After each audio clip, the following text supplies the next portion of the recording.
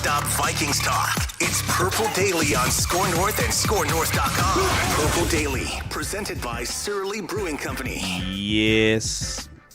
Hello, and welcome to Purple After Dark, part of the Purple Daily umbrella of Daily Vikings.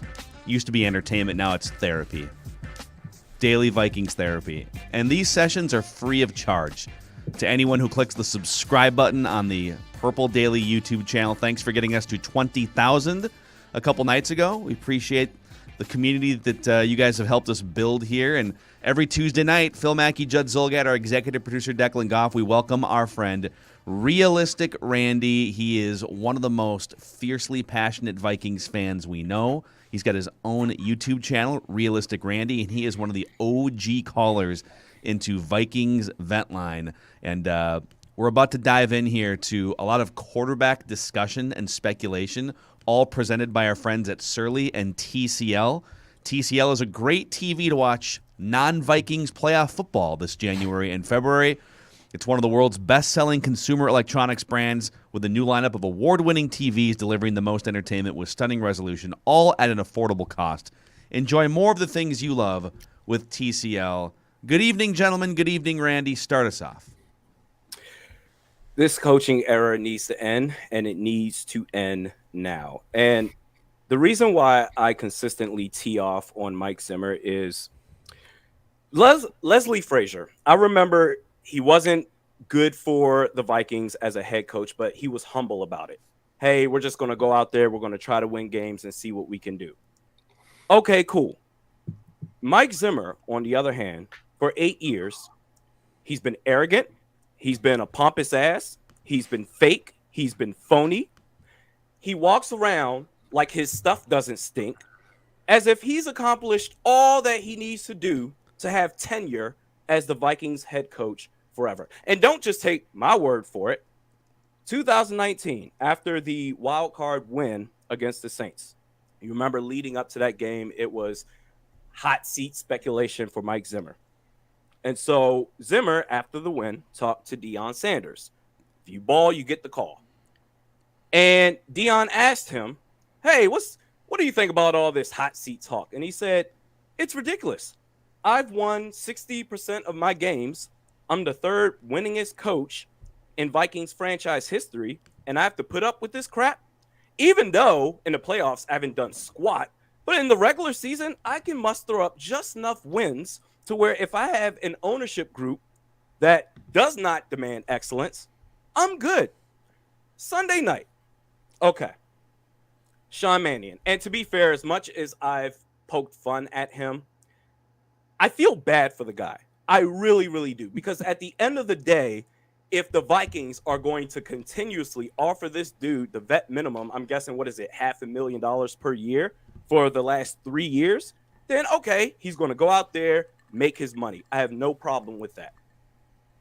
What we saw Sunday night is who Sean Mannion has always been. He's the worst backup quarterback in the NFL. But for the last 3 years, Mike Zimmer and select members of the Twin Cities media boosted this dude up like he was the second coming of Jesus. And let's be clear about something. Mike Zimmer has no problem defending Sean Mannion. Mike Zimmer has no problem defending every defensive player he's ever had. Mike Zimmer has no problem defending Greg Joseph this year, the kicker. But his rookie quarterback, he will throw him under the bus like it's no tomorrow. And what's crazy is this whole idea that, well, Sean Mannion, how dare you question the legitimacy of it? I don't know. I cannot differentiate between whether Kellen Mond is bad and just not ready, or if Mike Zimmer is hell-bent on making Sean Mannion the franchise backup quarterback for the Minnesota Vikings. I'm dead serious. There's nothing wrong with having a backup quarterback who can make plays. Jacoby Brissett, Nick Foles, Gardner Minshew, Case Keenum. These are guys that can, okay, if your starting quarterback goes down, you have a guy that can at least make plays and gives you a legitimate chance to win. Sean Mannion really does that? So just to recap here, you haven't done crap in the playoffs except beat one team. One of them was off of a lightning in a bottle play. You throw players under the bus that you don't like, mainly on offense. Clock management has been crappy. Who are you? What have you done? He's the fakest coach I've ever seen in my life. If not for the Vikings, outside of the Bengals, if he was with any other team, he would have been fired a long time ago. Everything that we're seeing right now, this is who Mike Zimmer has always been. It's just amazing that it's taken this point. And if it's true that the Wolf brothers are still not sure about what they want to do with their head coach and the GM, oh my God, you can't get an offensive line. You trade back for endless 7th round draft picks. You value quantity over quality of your draft picks. But if it's true that the Wolf brothers are undecided on the head coach and the GM, then they're even bigger morons than I thought. Wow. Great rant. Coming in hot to start Purple After Dark. A great rant. And so I feel like what you just said too, because, and this starts out really, I think a couple episodes ago where you said that you were dead inside towards this team. Randy, I feel like what you're painting too is a very important picture of how a lot of people and most importantly, a lot of fans who buy a lot of tickets and merchandise, how they feel. And that's why I think the Wilfs have no choice but to make a change now too. Because for all of those who say the Vikings don't care what fans that you really think like we get that a lot. The Vikings don't care what the fans think. You guys think that people will listen to the fans? I'm going to tell you right now with what you just said. And I think enough people now think that and feel that way. They better care, and they do care. And so this is why, as much as the Wilfs might like Rick and heck, potentially Mike, what you just basically got done talking about, going back a couple weeks too, to the fact that you volunteered, the fact that you were dead inside when it came to the Vikings, those are very important things. Because I'll tell you right now, a few weeks after the season comes to an end, the Vikings are going to send out season ticket renewal forms. Oh boy. And with the way that but I'm saying if they don't make changes, here's where they do care what fans think. If you lived in this state and you potentially and you would be the type of candidate to potentially, if you lived here, buy tickets. There are certainly people like you who are passionate as well, who buy tickets. If you put on your sheet, I'm gonna pass. I'm gonna decline. I'm not going to. They will listen. And this is why I like everything that you just ran through is an extremely important tutorial on A, what fans say makes a difference, and B, one of the reasons why Monday, January 10th, we will see changes. One of the reasons why is what the picture you just painted. I really believe that. This team is the king of hype. They are the king of almost. They can almost get to the playoffs. They can almost make it to the next round. They can almost win a championship. I cannot emphasize this enough. This team sucks. It sucked for a long time. No team with credibility takes the Minnesota Vikings seriously. So if you're the Wolf brothers and you're sitting there, I don't know, what are we going to do? That's on you. If I were in Minnesota, and I still might go out there and visit and do some content out there, but I'm not spending any money on this team because based on your actions as a team, you don't give a damn about me. So why should I give a damn about you? This team is a joke. This team sucks. It sucked for a long time. I think what's frustrating is this thought among the ownership group and this thought among, I hate to use like Twitter and Ventline as like the only, those are small samples relative to like the greater fan base, but there's this paralyzing fear among the ownership group and a lot of fans of what they might lose. It's like we keep going back to, well, whether it's the team or whether it's, you talk about the quarterback, right? Well, see, look what could happen if you get rid of Cousins, then you could wind up with a Sean Mannion or a Christian Ponder. It's like, right, but the current construction of the team hasn't been above 500 in 700 plus days. So it's not like when you guys remember when the Chargers like 15 years ago went 13-3 or 14-2 or something, got bounced in the first round of the playoffs and fired Norv Turner. Marty Schottenheimer and promoted Norv Turner to head coach. It's like now okay, that is a ballsy front office and ownership move because you actually do have something to lose. You were a 13 or a 14 win team and you said ain't good enough, and they actually, they wound up regressing, and I'm not sure. I don't think they've really ever been back to those heights. But the risk of making a move at coach or general manager or quarterback is very, very small. Unless you think this franchise is like on the verge of slipping into a Houston Texans or a Detroit Lions like stretch. And let's give ourselves a little more credit around here, okay? Like you can pretty much count on one hand the last 50 years how many train wreck seasons the Vikings have had. And so I don't think the ownership or fans should be afraid to make a couple big moves here to go from borderline playoff team to potential Super Bowl contender. And there is zero chance you can be a Super Bowl contender with the current main stakeholders in their current jobs, Rick Spielman, Mike Zimmer, and in my opinion, Kirk Cousins. I don't think this team needs a rebuild. I think they need a refresh. I think if you are going to keep any one member of that trio, Kirk Cousins is the only correct answer because we've seen the ceiling of Rick Spielman as a general manager and Mike Zimmer as a head coach. Whereas Kirk Cousins, I would be willing to give him 1 year with an offensive-minded head coach who has at least somewhat average intelligence at clock management. Don't forget, guys, for the majority of this season, with incompetent coaching, with a crappy defense towards the bottom of the league, the Vikings offensively, they've been in just about every single game that they've played. Now, but with Kirk Cousins is, well, okay, for December, he played like crap. And specifically against the Rams, I think this was to Alexander Mattison, but there was a third down play. I want to say it was 3rd and goal, or they were in the red zone. Kirk Cousins threw an immediate out pass to Alexander Mattison, well short of the sticks. And come on, man. That's the leadership thing that, Phil, I think you really beat the drum on when it comes to Kirk Cousins.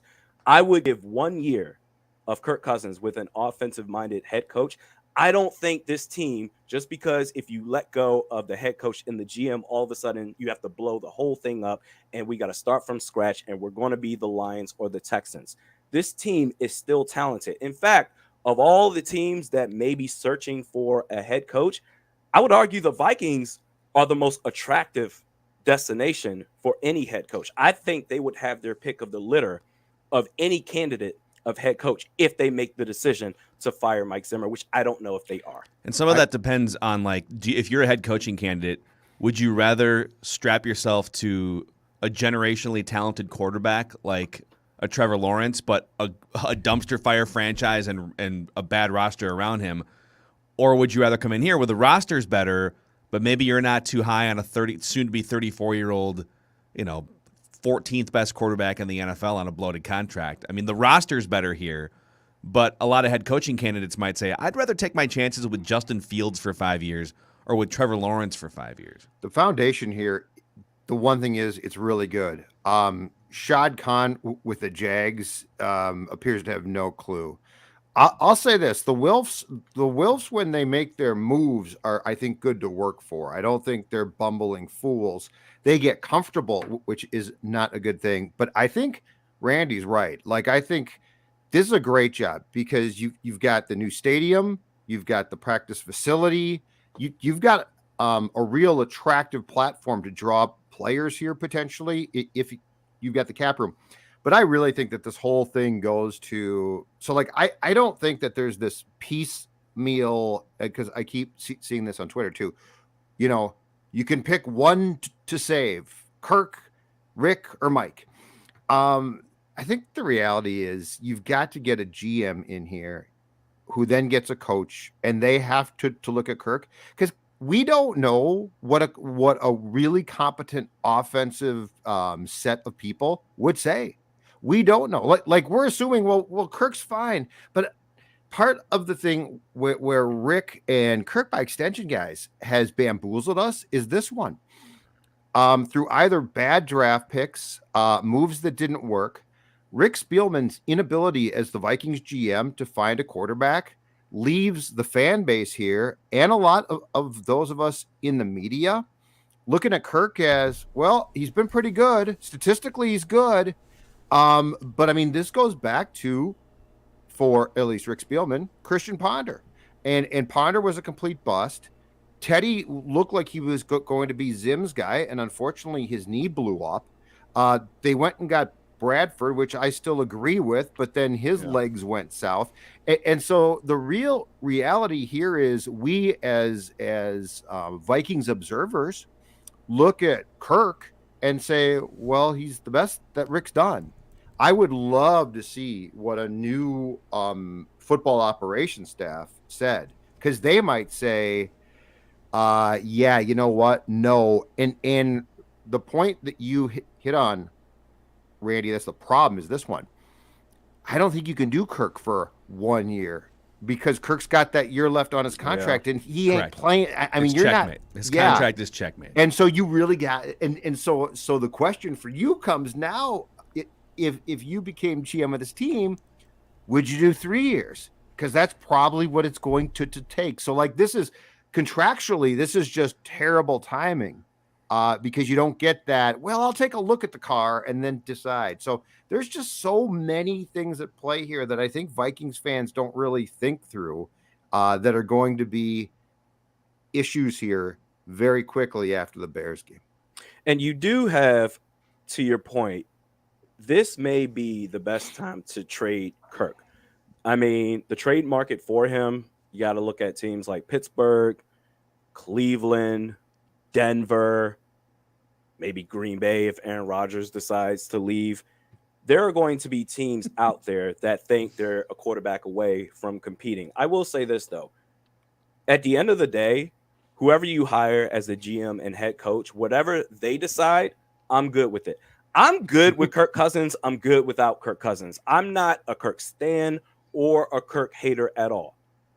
Mm-hmm. What I will say, though, is that the one thing that has me saying, okay, maybe you should consider keeping Kirk is Justin Jefferson. Because if this thing goes south and you don't have an adequate replacement for a Kirk Cousins, that's the guy that I'm trying to keep here long term. This is a generational wide receiver. And that's why I say you can refresh instead of rebuild. Whatever it takes to keep this guy, I feel that Kirk Cousins gives this team, with competent coaching, they give this team a legitimate shot of winning if everything goes right. But I understand everything's not going to go right. If Justin Jefferson was not in the picture, I would say I don't really give a damn. But if things go south and you have a Sean Mannion, that's your starting quarterback, where Justin Jefferson is going to catch 40 yards a game, that's going to be a problem. The Cousins thing is so easy to me because it all comes down to his contract. Sure. And I might take it a step further and say, like, regardless of his contract, I think there's some fatal flaws in his personality, his leadership, his game that are just going to prevent you from winning 4 games in the playoffs against the best teams in the world. But I would entertain a discussion if he were willing to do a drastic restructuring and give the Vikings flexibility to build more depth, get a right guard, a center, et cetera, et cetera. But the question you have to ask yourself is, because a lot of people, the Cousins crusaders, so to speak, that look at his stats and, you know, and stare at his 4,000-yard seasons, and there's a lot of people that think that he is the glue that's holding this thing together the last couple of years. That, they only have 7 wins, but imagine where they'd be if they didn't have this god throwing, for 4,000 yards every season and being pinpoint accurate from the pocket. So do you really think Kirk is a part of the solution going forward, or do you look at his track record, not even the last 10 years in the NFL? If you go back the last 15 years of his football career back to high school, he has never come close to playing for or leading a championship caliber team. I mean, I think he became a starting quarterback like his sophomore, junior year in high school at Holland Christian. They went 7-3 in his best season, got smoked by about 5 touchdowns in an early playoff round, and then he went to Michigan State. His peak at Michigan State was an Outback Bowl victory in which he threw 3 interceptions in that game. I mean, that was like the peak. They had some good teams, but that was the peak of his college career. And then in the NFL, we know that he just has never been to a conference championship game, and everyone wants to keep pointing at the things around him. Well, the coaching, well, the organization, Washington, well, the offensive line, well, what about the defense? But at some point, high school, college, professional, when you're in your mid-30s and you play quarterback, you are the leader of a franchise. You are the most influential player on that roster when it comes to wins and losses. And none of your teams, going back to when you were 17 years old, have ever come anywhere close to playing for a championship. At some point, I stopped looking at you as the glue that's holding everything together, and well, he's got to be part of the solution because look at his numbers and say, boy, he seems to be the common denominator for 15 years of not train wrecks. Like, you're not going to be a train wreck with him because he's too good. I think he is one of the best, like, he has one of the highest floors of any quarterback in the NFL. His floor is higher than Patrick Mahomes. Pat Mahomes is going to have a train wreck game more often than Kirk Cousins will because Pat Mahomes might throw 3 interceptions. Kirk will not. I don't view him as part of the solution. I view him as a cog. And if he's a cog, that's fine, but you can't be the 3rd highest paid player in the NFL. You need to drastically scale back the amount of money you make relative to the cap so that we can fill up the rest of the roster around here and make up for your deficiencies. Your thoughts? I will say that it depends on how you viewed Kirk when the Vikings signed him in 2018. Who he has been for the Vikings is what he was with Washington. No amount of money is going to make him a better player. Now, I don't know if this guy can elevate this team to a championship. The last 10 Super Bowl winners, okay, I can only come up with 4 quarterbacks that was, as what you would say, just a cog in the system. No one that really elevated their team. So we go to Nick Foles with Philly. Now this next name I'm about to say, it's a great name, but his play was not great. Peyton Manning with Denver in 2016. Joe Flacco in 2013, although he did play pretty well in that postseason. Great. And then Eli Manning in 2012 with the Giants. Outside of that, it's Tom Brady, it's Patrick Mahomes, it's Russell Wilson. So you're only going to find but so many of those guys, those special guys that can really elevate the team. And Kirk Cousins, he's never going to be that guy. The team around him, are you really maximizing the potential based on the quarterback that you have? And Rick Spielman has done a terrible job. The offensive line has been garbage. You traded a 4th round draft pick for Chris Herndon, who has about 4 or 5 catches on the season, 1 touchdown. It was a disaster. They did not do a good enough job of putting the best team they could around this quarterback. Listen, Patrick Mahomes, Tom Brady, Aaron Rodgers, Russell Wilson, everybody wants to find those guys. But for the vast majority of the league, you're going to be stuck with guys like Kirk Cousins and Joe Flacco and Nick Foles. Does that mean you just give up and say, oh, he's not going to? Okay, let's put together the best team around him and see what we got. You have incompetent coaching. You have a crappy offensive line.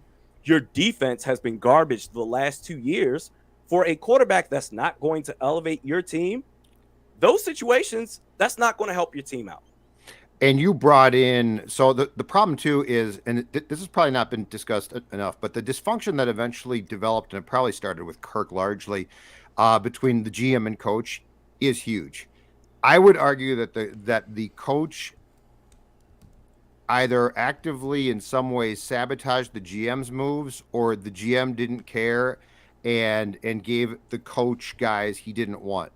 When you have, and we've talked about this on Purple Daily this week, when you have the amount of 3rd round draft picks who flat out did not play, something's wrong there. Like there's a dysfunction in the guy that goes grocery shopping and then brings the food home. I didn't order this food. And the person's like, I can't use this. I'm not even going to put it in the fridge. I'll just leave it room temperature. Yeah, this Top Chef challenge sucks. I'm out here. But let's look for a solution here, because you brought up what I think is a great conversation, which has not been explored yet, I don't think at all. And it's Justin Jefferson, because I agree. He's your best player. I mean, he's fantastic. And if, I think you were to go through the list of best players, it's Hunter if he's healthy, Jefferson, Dalvin Cook plays a position that I don't put as much premium on, but he's a outstanding player when healthy. But Justin Jefferson's a really interesting test case, because Randy, I get your point. And yes, I think if you say, Justin, come here a second, Sean Mannion's our starting quarterback in 22, it's going to be great, he'd be like, what the hell? Yeah. But I think if you make him feel important and you explain to him the drum that we have beat on continually, which is Kirk's contract is costing us a ton. We can't get as many guys. We can't get an offensive line. We can't do these things. So we are going to hopefully very soon find a long-term solution. But we are going to go get a quarterback who's going to be good, but he's not going to be paid like Kirk. And in a year from now, from that point on, you're going to get paid, and you are a huge part here. But the most important thing to you, Justin, is performance, and probably just as important or more so, winning, right? Winning. The formula, in my opinion, and I don't think I'm breaking news here, the formula here is wrong. It's wrong. There's dysfunction between coach and GM, which is a bad thing. The quarterback is paid too much. The team does not feel like a team. And so I think Justin Jefferson, if it was explained to him in a manner that was coherent and made sense about getting a team together that could win, I think he'd be on board. I really do. But I mean, this very quickly is we're all going to have to stop finger pointing and point to solutions. And I think a solution for a guy like Justin is, we're going to gear this so you can win, because we all want to win. And Justin Jefferson, to his credit, knows what winning looks like. And I think he was so disgusted after that Rams game, because what he saw in a game that you went into in a playoff spot and was a must win, what he saw was a team that had no clue, led by its quarterback, how to win. It's Diggs 2.0. But let me offer these 3 potential solutions to you. Say you do end up trading Kirk Cousins away. Again, the primary focus should be keeping Justin Jefferson happy. I can think of 3 guys off the top of my head that would satisfy that requirement. You're going to have to trade up something for these guys, but Russell Wilson, Deshaun Watson, or if, let's say, you need a stopgap for just a year to reevaluate in the 2023 draft, if he's healthy, I haven't checked his latest status up to this point, Ryan Fitzpatrick. I would feel good about those 3 guys. Dude, but I love me some Fitzmagic. He's the best, he's the best rental quarterback in the last 5 or 6 years. Although he's never played in a playoff game, so you're pretty much guaranteed to not go to the playoffs. But it'd be a blast, and you'd probably be fighting in Week 17 to at least be relevant, which is a step further than the Vikings were this year. Anything other than that, it's a huge risk that if Jefferson was not in the picture, I wouldn't even care. Just do whatever you want. I just don't want to lose this guy like the Vikings lost out on Stephon Diggs because they can't get their stuff together. Yeah, I mean, God, this quarterback, I mean, this offseason is going to be a freaking blast. So the league year is the second week in March, and there's going to be activity and discussions, I'm sure, between like the Super Bowl and then about Aaron Rodgers and Russell Wilson. I mean, Russell Wilson just did a press conference a few days ago in which he literally said, unprovoked, it's possible this might be my last game in Seattle. It's definitely not my last game in the NFL. I mean, he's literally up at the podium begging teams to trade for him this offseason. So I'm with you, Randy, in that if you're going to make a move at quarterback, and you have to make a move of some kind, because you can't just, like, you're $10 million over the cap right now. And if you want to add players like you either have to go to Kirk's contract and restructure it, or you have to get rid of it and clear some space. But I think you either need a better quarterback who's expensive. Like if you're going to have an expensive quarterback, it's got to be somebody who can actually elevate the roster, someone who can lead, someone who can make plays in the final 2 minutes, someone who can bring you back from down 3 touchdowns, right? And Russell Wilson, despite how garbage his season has been, I think still fits that description. Once he gets healthy, gets into a new setting, I think there's another level to his game that's just stagnant right now. I would personally stay away from Deshaun Watson because I just can't stomach the stuff, the legal stuff, the way that he treats women. Sure. But if the Vikings were to go down that path, he is absolutely an upgrade over Kirk Cousins. So if you're going to go expensive, at least go better than Kirk Cousins expensive. The other two options would be you trade Kirk Cousins, save $35 million to the cap, and then you draft a quarterback in the first round. Malik Willis, whoever it may be. If you have to trade up, you trade up. And now you've got a rookie quarterback that you drafted and Kellen Mond battling. Maybe you bring in a veteran. I know Teddy Bridgewater would be available. I'm not saying that. Boy. Yeah, I'm just like he's a hot button guy. But like you just have like a couple of young guys battling veteran quarterback guy, and they're all relatively cheap and collectively under $10 million. But then there's another street here. I'm going to throw out a couple more names here. One in particular. And I know people are going to freak out about this, but there's a guy who will be without a starting job in 2022, but he will be the starting quarterback for a playoff team most likely in a week and a half from now. And his current cap hit is about $20 million less than Kirk's going into next year. Jimmy Garoppolo. 1 year left on his contract. Okay. 1 year left on his contract. You could probably restructure it, lock him up for a couple years, and really bring that thing down closer from like 27 closer to like 18 or 20 million, because he's kind of turning into Ryan Fitzpatrick. Like he's a starter, but he's not really like a long-term franchise guy. He's about 30 years old now. He's going to be the next Ryan Fitzpatrick type guy that kind of bounces around. You could save a bunch of cap space and be free of him if you wanted to after 2022 or 23. And even draft a young quarterback like the Niners did, and he handled that flawlessly and still played at a high enough level to keep his job. I'm going to throw the name out there. A guy like Jimmy G for less money than Kirk Cousins is interesting to me. I understand the cheap route, and you would save a bunch on the cap, but you really need everything to go right for Jimmy G. Jimmy G has been a disaster. There is a real chance that Trey Lance, even if Jimmy G gets healthy, that Trey Lance is going to now be the permanent starter for the rest of the Niners season. Jimmy G so far this season, 19 touchdowns, 10 interceptions. But he has a higher QBR than Kirk Cousins does. I understand that, but my God, does he make way too many mistakes. You can't do that. If you end up getting Jimmy G and you end up having what are the Vikings, the 30th or 31st ranked defense, total defense in the league, and you still have an offensive line that's crappy, Justin Jefferson, he's going to want out that following season. That's the cap. The cap money is always interesting.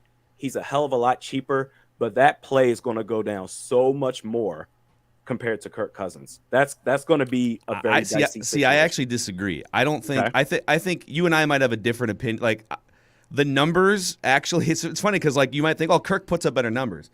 So if you want to just go across the board here, Jimmy G has a higher QBR than Kirk Cousins this year. Jimmy G has a higher completion percentage than Kirk Cousins. He's averaging 1 more yard per attempt on his passes, and he's also averaging a yard and a half more per completion on his passes than Kirk Cousins does. So they're both kind of in the same bin. Jimmy G is sneaky at a lower price. Like a lot of this is about price tag. Sure. You want a Kirk Cousins for this or a Jimmy G for this? Like if they're the same price, okay, it might be a debate. I'd probably still take Jimmy G, to be honest with you. Jimmy G has George Kittle, Deebo Samuel, Brandon Ayuk is okay, and Jimmy G has a less than 2-to-1 touchdown to interception ratio. That's unacceptable. It really is. I can't do it. And he's 20 games over 500 in his career because he has a better idea of how to win football games. He has better coaching. Cousins. He has Kyle Shanahan, who's an offensive-minded coach. He had Bill Belichick in New England. I'm just saying we talk about Kirk Cousins. How can you have everything go right for this guy? You really need everything to go right for Jimmy G, because in that Super Bowl against Kansas City, a wide-open Emmanuel Sanders, they would have won San Francisco against Kansas City, and he overshot him. You know what the three key words there were? Kirk hits that pass. In that Super Bowl are the three key words you just said. Great defense. You know what they had? A great defense, a really good offensive line, a strong run game. They had healthy running backs. Dalvin Cook can't even stay healthy. We're talking about a great system, Phil. You guys are so sniffing around the right team, but you got the wrong idea. Oh, boy. As Randy said, the Minnesota Vikings retool, reset. Rebuild means to me 5 years. Rebuild's a long time, far too long. Yep. I don't even know if a rebuild, unless you're the Jaguars and you're just horse bleep run, I don't even know that word should apply to this league, because you can turn things around pretty quickly. The San Francisco 49ers are a team that I think still deems themselves very much ready to pop. And I like some of their components. They've got lines that can kick people's asses, which I love in this sport. They also have a coach who, let's just go back to last March, when the Minnesota Vikings, I am told, were informed by their ownership when they expressed interest in shopping Kirk Cousins. They were told, no, you guys kept telling us you're good, so be good with Kirk. That tune is going to change. Hopefully you'll have a new GM and new coach. New GM and new coach, you have to have faith in, right? Yeah. We talked about that. Okay. Okay. Give us the name. Yeah, this is a slow burn. So if you have the, well, it's not hard. Anticipation's killing me. Out. It really is. You're sniffing around the right. You're sniffing around the right team. You got the wrong quarterback. Kyle Shanahan would still love to have, and he needs to win pretty quickly. And I mean, he needs to win some playoff games. Mm-hmm. Would still love to have Kirk Cousins. Trey Lance would be displaced if Kirk Cousins played for San Francisco. I'll give you exhibit. I mean, that would be a heist for the Vikings. I'll give you exhibit. I know, but think about the panic. Kirk's always involved in panic. Oh my God, who can win for us right now? Go get Kirk Cousins. Exhibit C of this is very simple too. There was speculation, and I think it's credible speculation last year, that some in the 49ers organization, when the trade was made for that third pick, wanted Mac Jones. They didn't want Trey Lance. If you get Kirk Cousins on that team right now, I'm going to tell you, I know what we know, but that's not how Kyle's going to think, and it's not how that team is going to think. That fan base is going to think, we just got Kirk Cousins. We can win a Super Bowl. Trey Lance now does not have a job. Trey Lance in Minnesota makes a lot more sense if you think, if your new administration, which we're agreeing to trust. I would love if they. Yeah. I mean, like think the way this. I agree with everything you're saying. I'm laughing not at your theory. I'm laughing at the notion that the Niners would look around and think the final piece to our Super Bowl struggles. We've been there. We got beat. We're back in the playoffs. That all we need is Kirk Cousins. That's the final piece that's going to put us over the top. Vince Lombardi Trophy. Phil, you know too much. You know too much about Kirk.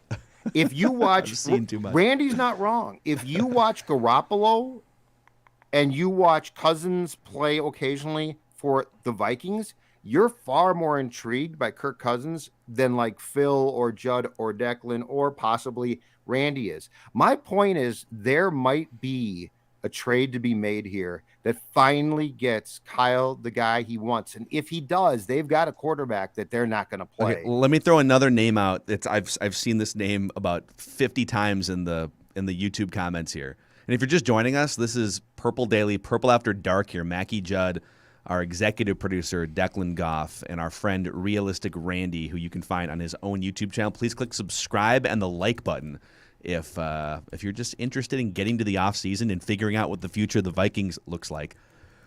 Let's stay on the same coast. Let's stay in the same state, okay? Okay. And let's even stay maybe in the playoffs. I think this team is essentially playing a de facto play-in game this weekend, and they have a starting quarterback that has 1 year left on his contract. He's going to turn 31 years old in the offseason, and his cap hit is $19 million next year.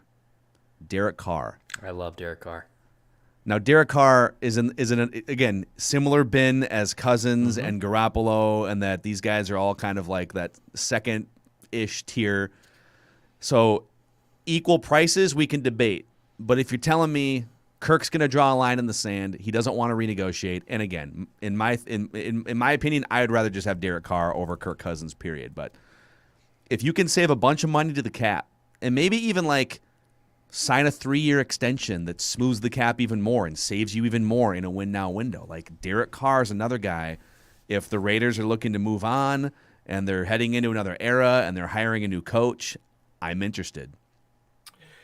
Derek Carr, for the sake of the cap savings, I would say okay. Because I do think him and Kirk Cousins, they are the same player. So I would be okay with that. If Vegas wants to move on from Carr, different state. Sorry, it is a different state. They play in Vegas now. My bad. Yeah, no worries. But sorry. So Derek Carr, I'm okay with for the sake of cap savings. Trey Lance, I do believe Kyle Shanahan, maybe even if it's 3% of his brain is saying, I think we need to make a move for Kirk Cousins. This is the final piece to win. And if they do, I'm telling you right now, these Niner fans, not far from Santa Clara, they would burn Bowers Avenue to the ground. Not the people that live in Santa Clara. That's Tech City, Silicon Valley. They don't give a damn. way too classy. San Francisco fans would drive out to Santa Clara and burn Bowers Avenue to the ground. You gave away Trey Lance for Kirk Cousins? And the last thing I will say on Jimmy G, which is an emphatic hell no. Going back to December 23rd, so this was 2 days before Christmas, the 49ers, they played the Tennessee Titans at Tennessee, okay? The first half, they ran the ball. Jeff Wilson was getting after it. And in the second half, for whatever reason, Kyle Shanahan decided to take away the run game and put the game all in the hands of Jimmy Garoppolo. And he was a disaster. They ended up losing that game 20-17. I'm here to tell you right now, Phil, as much as you get on Kirk Cousins, if the Vikings end up getting Jimmy G as the new starting quarterback in 22, you guys are going to lose it. You really are. That is, unless we have a great defense and a very good offensive line and a good play caller. I'm not going to die on this hill, but just to flesh this out, Jimmy G, like the concept of Jimmy G has already proven itself. Now, they didn't win the Super Bowl, but they had a lead in the second half of the Super Bowl. With him at the quarterback position, they built out the rest of their roster. Now, he actually was on like a $27 million cap hit when they went to the Super Bowl. So think about how great they were building out that roster. Like, they hit home runs all over the place. Might require a new GM to do that. You can get to a Super Bowl with Jimmy Garoppolo. It has been proven as long as you've got the right pieces around him. Kirk Cousins has never been to a conference championship game. And so, again, this is all about if I can save $20 million to the cap, give me Jimmy Garoppolo. Is he perfect? No. Would he drive me nuts? Yes. Would the roster be better? Yes. That's all I'm saying. Give me Derek Carr above both those guys, though. I love me some Derek Carr. Yeah, I like DC's in the league. DC's leadership is a lot bigger than Kirk's. But I have one more even more reckless one, because actually I think this one makes more sense for a path where Kirk can go. Because Judd briefly touched on this yesterday on Twitter, and I think it makes a lot of sense. Does Kevin Stefanski want to reunite with Kirk Cousins in Cleveland? Yeah, well, do we know how Kevin Stefanski feels about Cousins? We don't know. Judd, you might be able to know he more likes than that. Him more than Baker, because Baker stinks. Baker's at a disaster. Okay, so Baker's atrocious. Yeah. He's not good. But that fifth-year option's been picked up. So no matter what, he is on the hook for $19 million in 2022. Mm-hmm. Yeah. So someone's going to pay him $22 million, the $18 million. Yep. That number is still drastically lower than Kirk's cap number for 2022 for the Vikings. I can't do it. I would still draft a quarterback and find a backup plan. Oh boy, Baker. If you all right, what if you guaranteed? Hear me out here. What if you guaranteed? Because Baker was playing through a crap ton of injuries this year and was atrocious. I get that, But if you got 2020 Baker Mayfield, 26 touchdowns, 8 picks, and a decent average quarterback, you wouldn't take that for $18 million? Oh my God! Like That's a whole lot of if. The Browns 2 years It is, ago though. also had like the best offensive line in the NFL, and they had a ridiculous running game with two of the best. But the Browns. So forget Baker for a second here. The Browns are a great landing spot. For Yes, Kirk. the first part of Yes. the Great time, offensive yes, line. sure. It makes the good most sense run for Kirk game, to go. and you know what they're going to give me? They're going to give me a high draft pick or two Mm-hmm.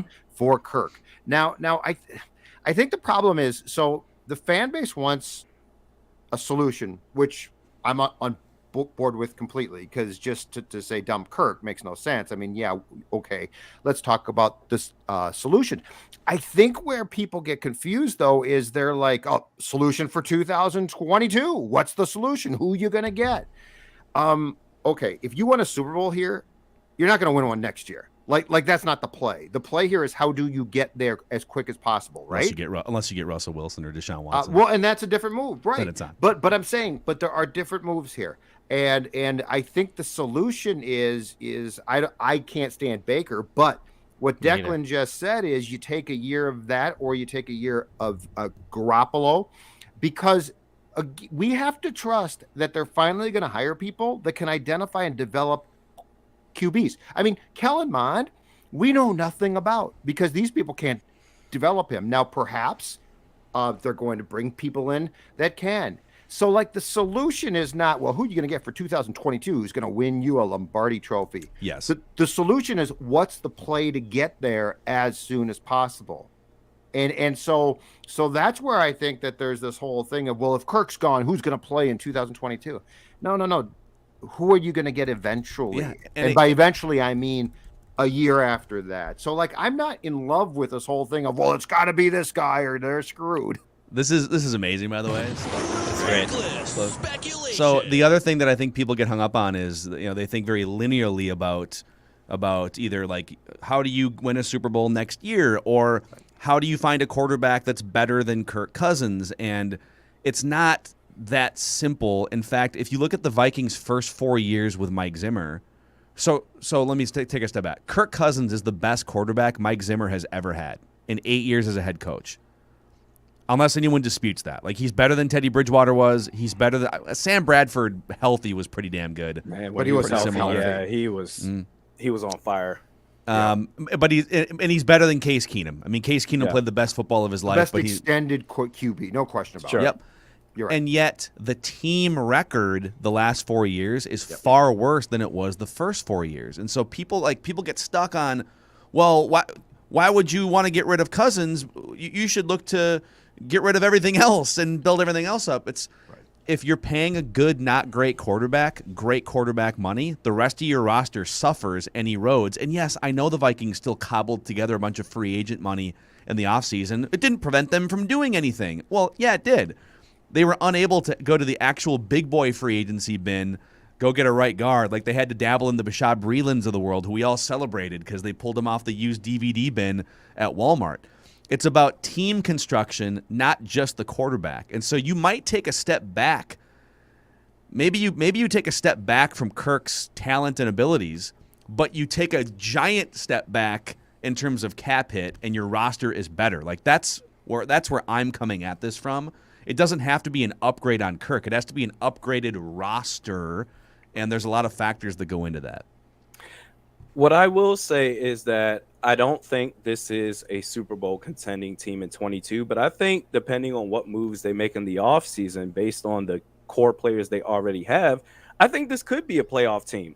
Now, what I will say as far as maybe they can't go after big names in free agency, but my God, maybe you can draft some third-round pick players that can actually play on the football field. So if you have a GM and a scouting department and a head coach that can get it right and have key players from the draft contribute to the team, that could help out your quarterback. And going back to the Baker Mayfield thing, Odell Beckham Jr., okay, his dad drew up a video compilation of all the incomplete passes to OBJ. Baker Mayfield pissed off OBJ. We don't need that energy to piss off Justin Jefferson. So all things being equal, Declan, I'm with you. But the Justin Jefferson factor is way too it takes it from this to this. Yeah. You got to take that in consideration. Absolutely. I think too that and this is a complete and total indictment of this current GM, coach, OC, take your pick, all of them. The Vikings aren't getting heat for passing on Mac Jones and trading back. And part of the reason why they don't get heat for passing is because most of us, including me, have said, well, yeah, but I mean, the Vikings wouldn't have developed him like the Patriots have. The Patriots have done a great job. Think about that for a second. Like, we're literally talking about a group of football people who we probably rightfully so are just saying, well, it's good they didn't take him in some ways because they wouldn't have done the job that the Patriots did. That's a ridiculous statement if you think about that right now. Like, Mac Jones has proven to be damn good, right? And for the Vikings not to say, holy cow, this guy's dropping. And by the way, they're paid to know that stuff. Like, we're paid to talk about it and speculate. They're paid to be right. And I thought about this because I think we were discussing this a few weeks back, and I literally said, well, the Vikings, I mean, they wouldn't have developed Mac Jones. That's such a damning statement to make when you have lost faith that your coaching staff and your GM can identify and or develop a guy like Mac Jones.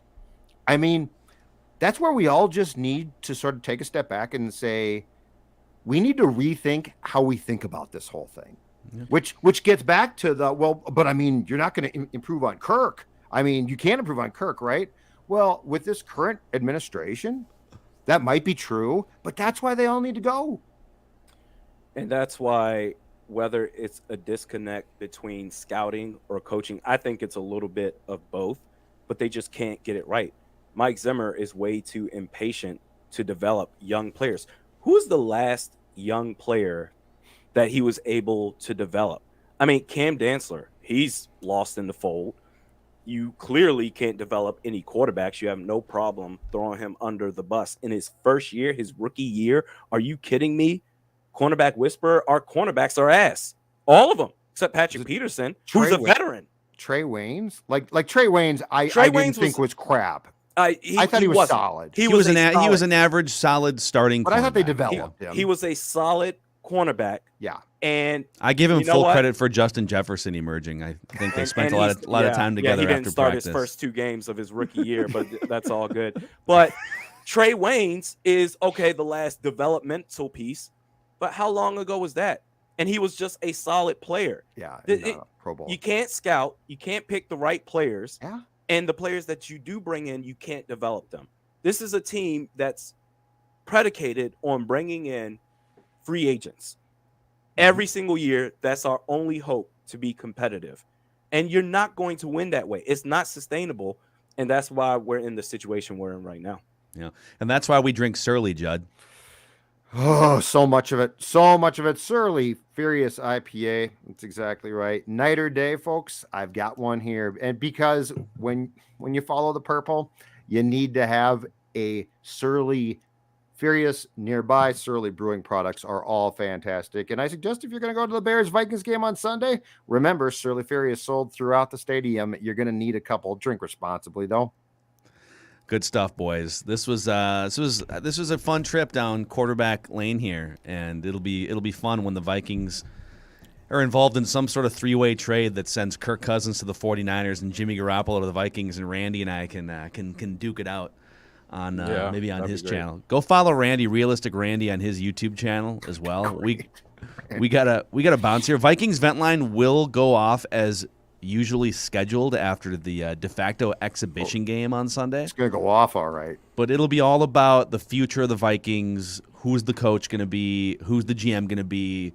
We want all of your thoughts on what you would do if you ran the Vikings right after Vikings-Bears is over on Sunday. Any final thoughts from you guys here on this spirited episode of Purple After Dark? I'm ready to move on, man. I'm ready for a breath of fresh air with this team. I'm ready for some fresh eyes to take a look at this team and really get this team where it needs to be. This fan base deserves better. They've committed more energy and heart than the team has done for itself. I'm ready for a new chapter for the Minnesota Vikings. And if it doesn't happen, then my God, what are we doing here? Well, you're out, I bet, then. Oh, I am going to troll lose this you. team. That's what I've been. lose No, you. I'll still cover the team. But with my you'll cover 'em, channel, you'll I hate went 'em from doing podcast videos and breaking this thing down and let's analyze this to now I just do skits. Because this team, the jokes write themselves. They are a clown show. If they bring this regime back, I'm going to continue to troll this team. I'm just saying there's a lot of stock in progressive commercials with Baker Mayfield in Minnesota. That's all I'm saying. So there's a lot of stock in. He is really advertising good in there. those commercials. I gotta say, Shovels of they are snow. entertaining His wife's commercials. good, too. Let's not, Yeah. His wife plays a nice role. Is that actually her in those commercials? Yeah. Yeah, That's his wife, yeah. Oh, that's nice. that's cute. It's always tough when you think you're buying high on a quarterback stock and you get married, and like a couple years later they're just a backup or out of the She league. doesn't love him a lot? I'm not saying that she doesn't We love didn't him. I'm say saying that. she thought she was. I thought she probably thought she was Oh, I buying mean, she buying loved low West- on a franchise quarterback, and Come on. now he's gonna be a backup. Well, he still made a ton of money. I think he's going to be all right. It'll be okay. Monday, January 10th, a week from yesterday, incredibly important day, because that will be the day that we find out the direction of this franchise, and that will be a day that could chart a course, fingers crossed, to a Super Bowl. And one last thing I will say, AJ McCarron, I mean, he was a career backup. I don't even know if he's still in the league. Marital wise, he's doing okay.